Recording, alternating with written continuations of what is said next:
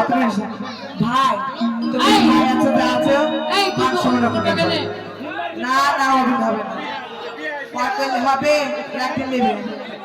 না ভাই একদিন নেব রোজ নেব না ভাই এই তুমি মেম্বার মানুষের হার যা বেঁধে পারবো তাই দেবো এই নেব না এই দর্শকে দেখবে হ্যালো না না হবে না এই যে শোনো আসলে বেশি নেব না এই যে আমার মিরাজুল ভাই বসে আছে মিরাজুল ভাই